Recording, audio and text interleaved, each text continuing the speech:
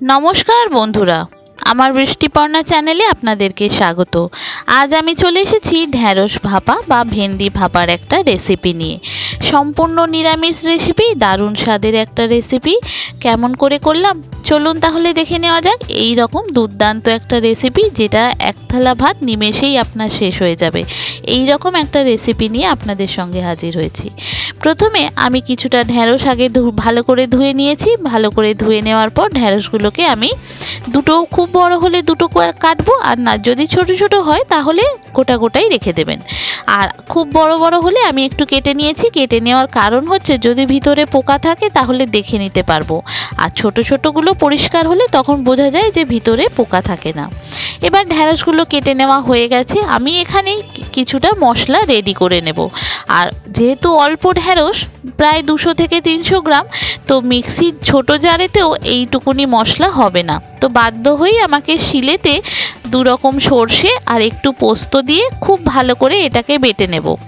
দেখুন, অল্প একটুখানি করে সর্ষে নিয়েছি আর অল্প নিয়েছি পোস্ত বড় চামচের 1 চামচ, আর সর্ষেটা হাফ চামচেরও কম হবে। তো খুব ভালো করে সর্ষেটা, কাঁচা লঙ্কা আর সামান্য নুন দিয়ে আমি এখানে বেটে নিলাম।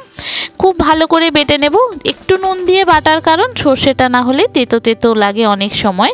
তবে কালো সর্ষেটা আমি খুবই কম দিয়েছি। আর হ্যাঁ, আর অল্প একটুখানি নারকেল আমি সবার সর্ষেটা বাটা হয়ে যাওয়ার পর এই শিলের সঙ্গেই, মশলার সঙ্গেই নারকেল একটু বেটে নিয়েছি। এবার আমি একটা পাত্রেতে প্রথমে ঢ্যাঁড়সগুলো, তারপরে যে মশলাটা, সর্ষের নারকেলের মশলাটা দিলাম সেটা, সর্ষের তেল, পরিমাণ মতো নুন, এগুলো সব একে একে দিয়ে ভালো করে মাখিয়ে নেব। বন্ধুরা, রেসিপিটি যদি ভালো লাগে তাহলে আমার চ্যানেল বৃষ্টিপর্ণাকে অবশ্যই সাবস্ক্রাইব ও ফলো করে দেবেন, আর পাশে থাকার বেল আইকনটি অন করে দেবেন। তাহলে ভিডিও আপলোডের সাথে সাথেই আপনাদের কাছে নোটিফিকেশান চলে যাবে ভিডিও আপলোডে। কেমন হলো অবশ্যই পুরো ভিডিওটি দেখে কমেন্ট করে জানাবেন। যদি ভালো লাগে তাহলে একটা লাইক ও শেয়ার করে দেবেন। এবার ঢ্যাঁড়সগুলোতে দেখুন আমি নুন, হলুদ, পরিমাণ মতো নুন দেব, পরিমাণ মতো হলুদ দিলাম। ঝালটা আপনারা যেরকম খাবেন সেই অনুযায়ী ঝালটা দিতে হবে। আর সর্ষে, পোস্ত, নারকেল দিয়ে সেটা দিলাম বাটাটা, আর দিয়েছি 1 চামচ গোলমরিচের গুঁড়ো দিয়ে আগে এটা খুব ভালো করে মশলাটা ভেন্ডির সঙ্গে মেখে নিতে হবে। ঢ্যাঁড়সের সঙ্গে খুব ভালো করে মশলাটা মাখা হয়ে গেলে তারপরে যে আমি টিফিন বক্সটায় ভাপাতে দেব সেইটা ওর মধ্যে দিয়ে দেব। দিয়ে তারপরে আমি কাঁচা সর্ষের তেল বেশ কিছুটা এখানে দেব। আর এই যে শিল ধোয়ার যে জলটা, মশলার জলটা, সেটা একটু দেব। কেননা এতে এই ভাপাতে তো ঢ্যাঁড়স থেকে তো জল বেরোবার কোনো ব্যাপার নেই, তো অল্প একটু জল আমাকে কিন্তু দিতেই হবে। তো প্রথমে এই দেখুন মশলাটা দিয়ে ঢ্যাঁড়সগুলোকে খুব ভালো করে সাজিয়ে দিলাম। একটু বড় বড়গুলো আগে নিচে দিয়েছি, যেগুলো ছোট ছোট সেগুলোকে উপরে দিলাম। দিয়ে মশলাটা খুব ভালো করে দিলাম। দিয়ে এখানে আমি ভাপা মানেই কিন্তু সর্ষের তেল আপনাকে দিতে লাগবে, সর্ষের তেলেই ভাপাটা হয়। তো আমি এই মশলাটা খুব ভালো করে এখানে দিয়ে দেওয়ার পর শিল ধোয়ার যে জলটা, সেই জলটা আমি এখানে একটু দিয়ে দিয়েছিলাম। এই দেখুন,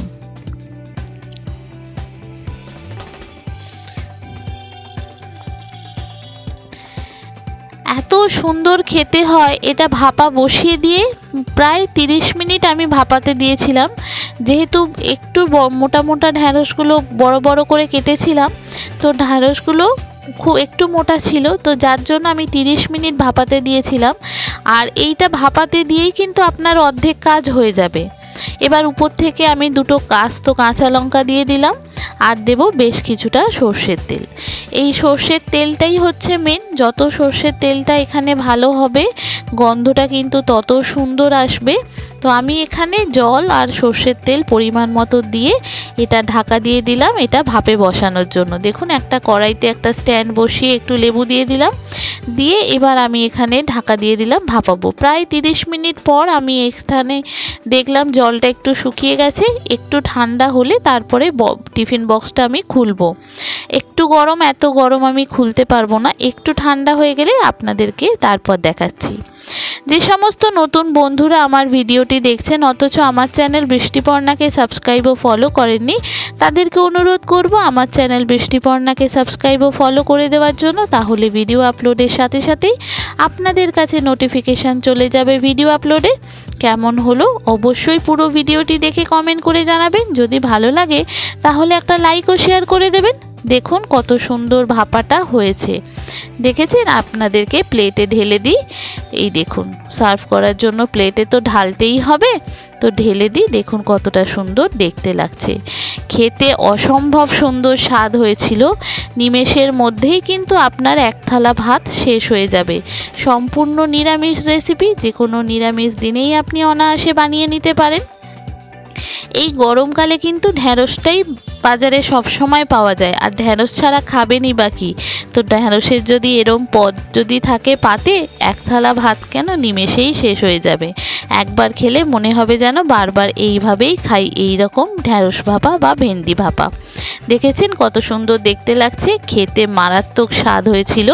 আগে না খেয়ে থাকলে এইভাবে একবার ট্রাই করুন বন্ধুরা, কথা দিচ্ছি খুব ভালো লাগবে।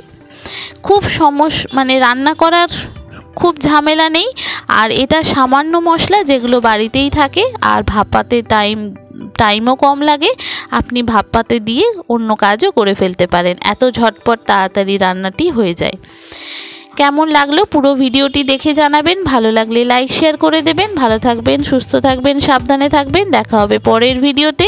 থ্যাংক ইউ বন্ধুরা।